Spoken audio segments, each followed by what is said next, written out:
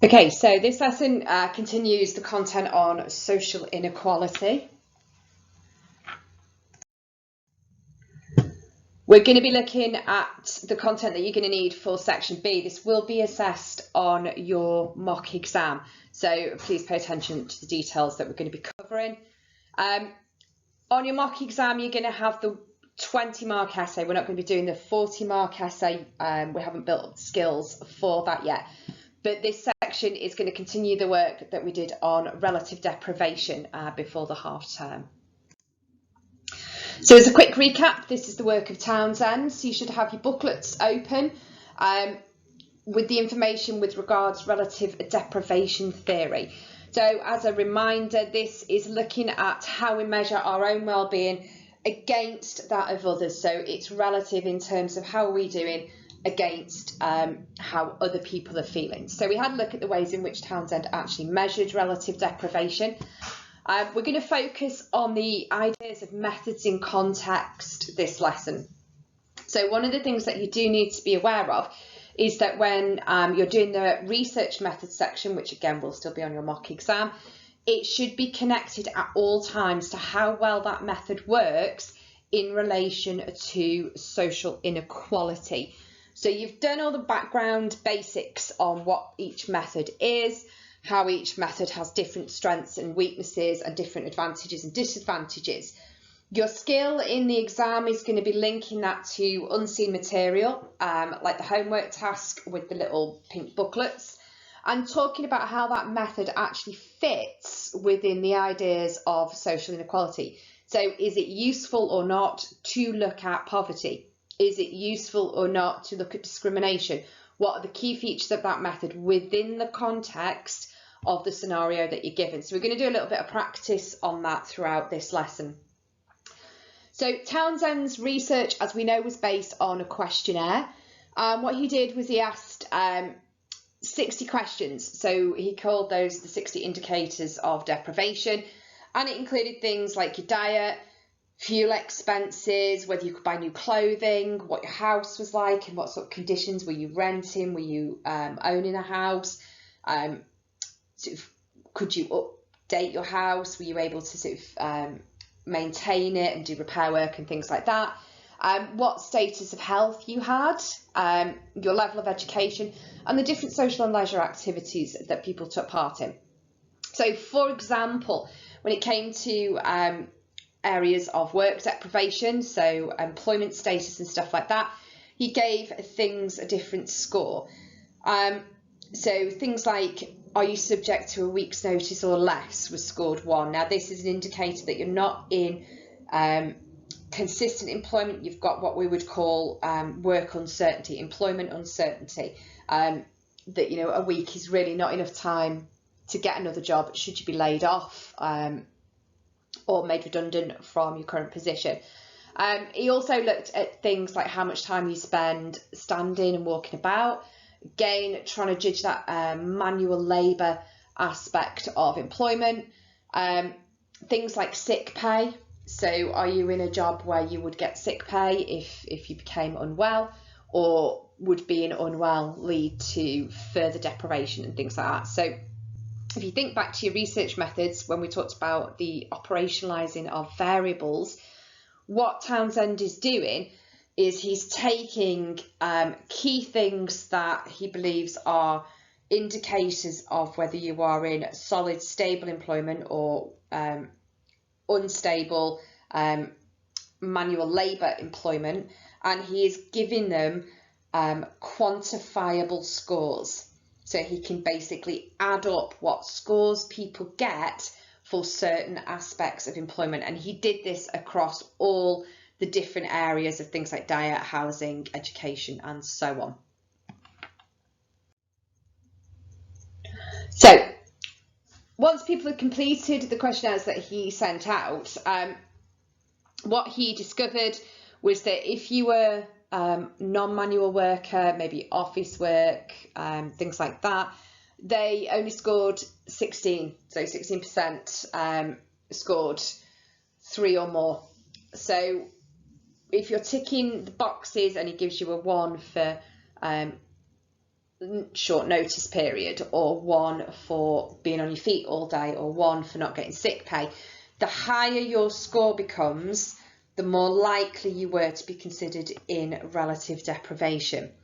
So 69% of manual workers scored 3 or more, compared to only 16% of non-manual, and it brings about that split in employment and health and so on across the different classes and the nature of employment that those different class groups would actually work in.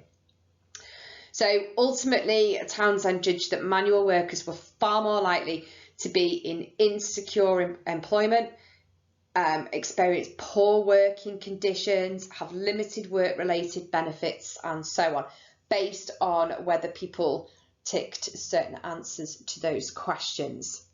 So what I want you to do for the next 15 minutes at the most is to go back to your research method section. So you might want to get the questionnaire information out, and I want you to link the advantages and disadvantages that you did when you looked at questionnaires as a general research method to researching relative deprivation specifically. So thinking about things like the weaknesses, it's self-report data, so people are going to be subject to social desirability. They may not want to admit that they are in poor health, that they can't afford fuel, that their employer treats them badly. There is that sense of shame. If you think back to that video that we looked at with the sort of indicators of how people felt about being in poverty, the embarrassment that goes with it. So you've got that weakness that people may well lie just to save face because they're ashamed and embarrassed about the truth. So have a look at those strengths and weaknesses that you've got in your booklet, and just make a little table or summary sheet that shows how those advantages and disadvantages may change if you're researching relative deprivation. Make it specific to aspects of things like poverty, health, education, employment and unemployment. And make sure you make those connections in relation to how that might work. Once you've had a go at that task, pause the video.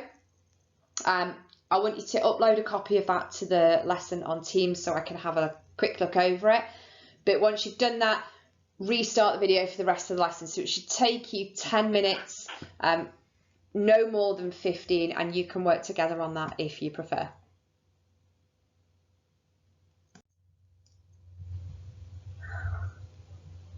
Okay, so you've got some information in your booklets about Townsend, and we've been through a bit of an overview of his research. What I'd like you to do is have a look at the information in your booklets where you've got gaps. Looks like this bit here on the screen. And you've also got some key terms here that fill those blanks. Just as a quick self-check to make sure that you're okay with his concepts, his theories and his ideas and his research, just pause the video, 2 minutes, maybe 3 at the most, fill in those blanks using the key terms that you can see below you.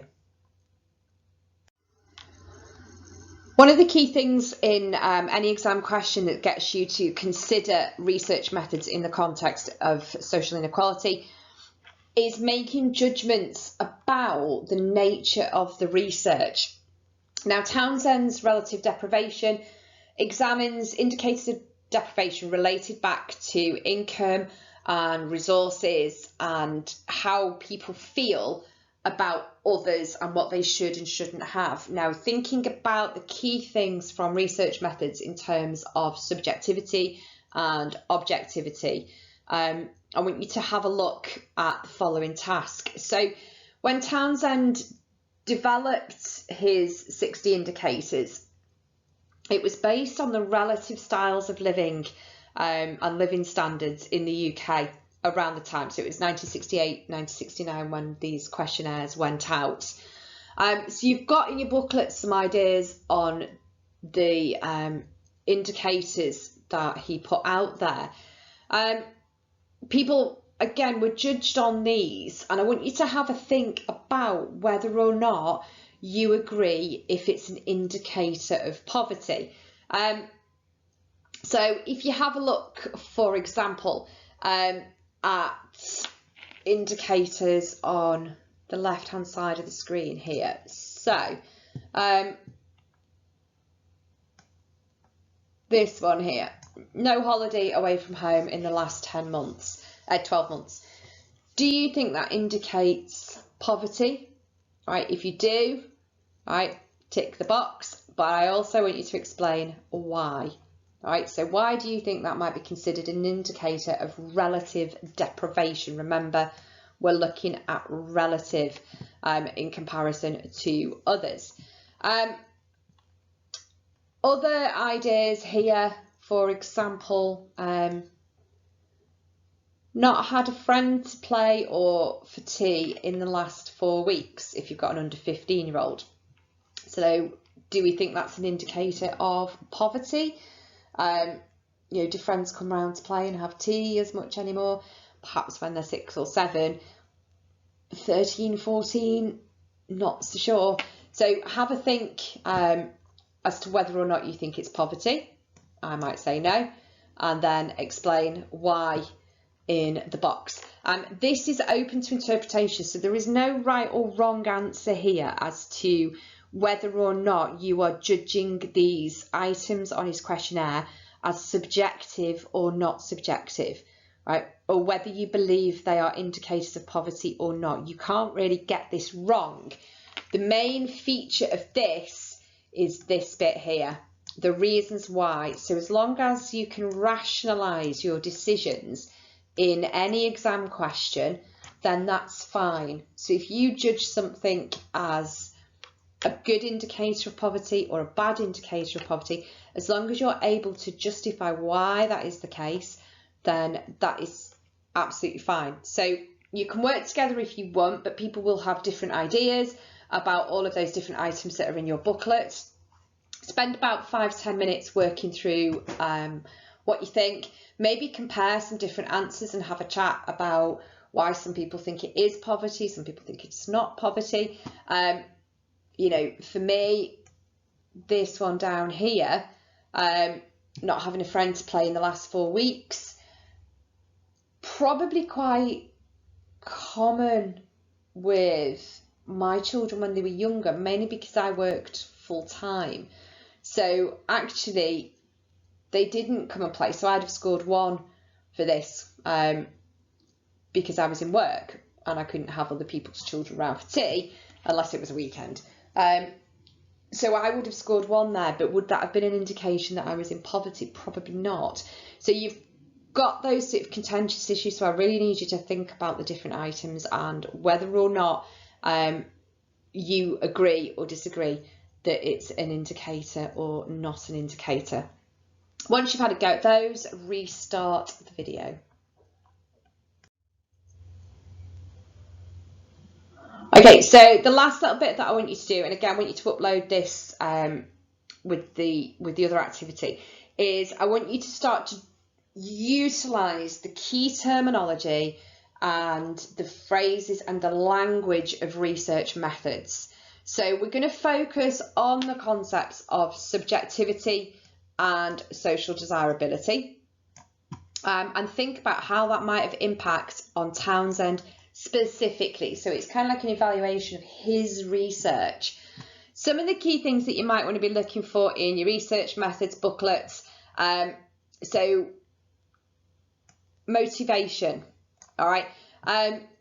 When you are looking for Verstehen, which is Weber's ideas in research methods, right, you need to be able to understand or imagine the world from the point of view of the person who is your participant, right?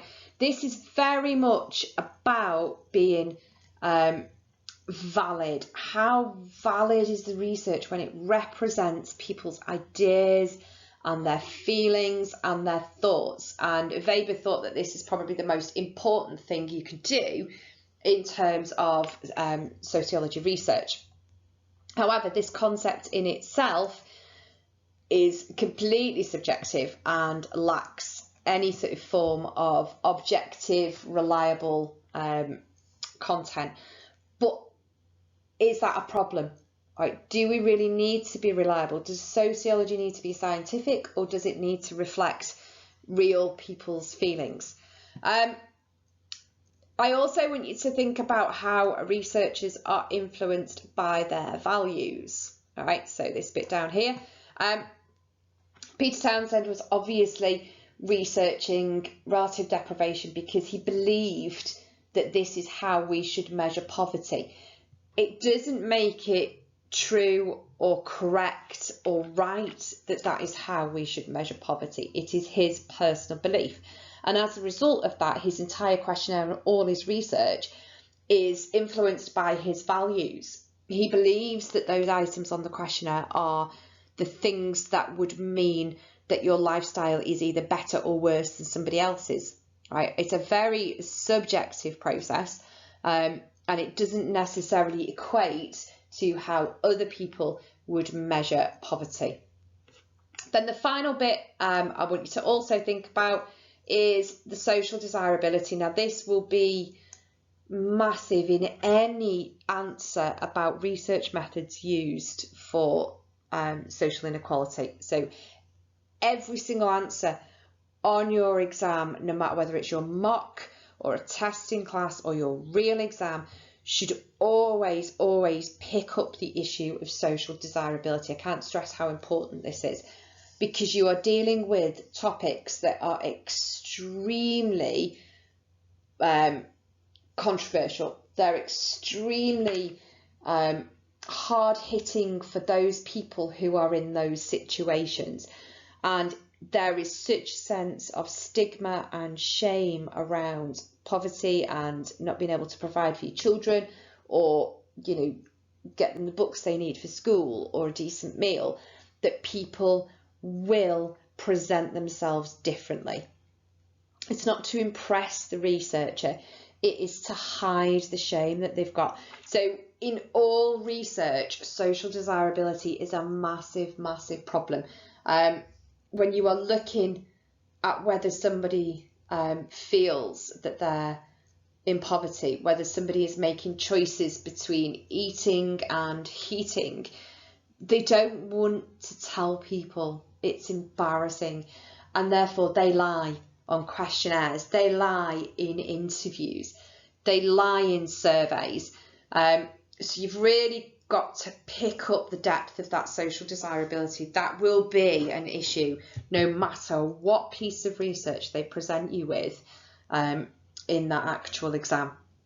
So I want you to pause the lesson again. I want you to do me an A4 sheet that summarises the issues around Townsend's specific research, how he did it, what he did, what his measures were, and how the issues of social desirability, subjectivity, the influence of values might have affected that research, either positively or negatively.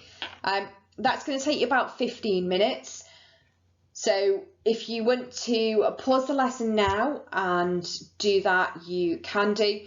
If you want to go through the criticisms of Townsend, which is the next little bit that finishes the lesson, you might want to listen to those first and then tackle the methods in context activity. So, criticisms of Townsend, these are all in your booklets. It was measuring inequalities in society rather than poverty, and that's quite a big difference. You know, work inequality, say you have a manual labourer job, I'll go back to being a bricklayer, you tend to score quite highly on his measures of employment instability. However, that doesn't necessarily mean you're in poverty, right? That's a very well paid job. So the inequality of society and the poverty of society and relative deprivation may not be as clear-cut a connection as Townsend thought it was. Other sociologists have criticised specific parts of his research. Key things in his deprivation index: you don't have fresh meat, including meals out, as many as 4 days a week. So apparently if you don't have fresh meat in at least 4 of your meals, you're in poverty. And again, on a really obvious level, what if you're a vegetarian? You'd have to tick the box, but you're not in poverty, you just don't eat meat. Hasn't had a cooked breakfast for most days of the week. I don't know about you guys, but I'd have to tick that. I don't do a cooked breakfast before I leave for work. So some of these are very much what we call time locked. That might have been normal at the end of the 1970s, but probably not that normal. So again, this concept of having a full English breakfast before you leave for work for a hard day's labour is really, really subjective and quite opinionated. And again, a household doesn't have a Sunday joint, so they don't have Sunday dinner. I do Sunday dinner every now and again, usually in winter, because it's quite nice in winter. You know, roast chicken and Yorkshire puds and things like that. Never in summer do we have Sunday dinner. It's too hot. You might prefer a barbecue or salad or something. I just don't fancy it. So again, because I don't have a Sunday joint every week, would that mean I was in poverty? Probably not. So there are issues with his deprivation index, and again, you can pick those out in the evaluation of his study, right? Townsend made a number of recommendations to social policy makers to deal with the causes of poverty. He said one of these was to stop excessive income and wealth, so to try to bridge the divide between rich and poor, and the divide between rich and poor in this country is getting bigger and bigger and bigger. The further that spreads, the more sense of status frustration and anime people are going to feel. That feeling of relative deprivation gets bigger and bigger the more the gap between rich and poor gets bigger. However, what it doesn't mean is that necessarily more people are actually in poverty. So you've got that balance of how poverty feels and what poverty is. He recommended the need for universal access to education. Now that was implemented, so we all now have universal access to education up to 18. Back in the 60s, that was not the case.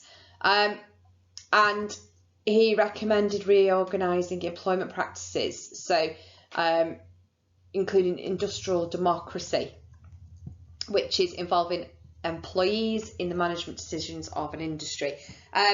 Not really happening anywhere, but it did influence the ability of trade unions to act on behalf of their employees. So there's some of the main criticisms of his actual work.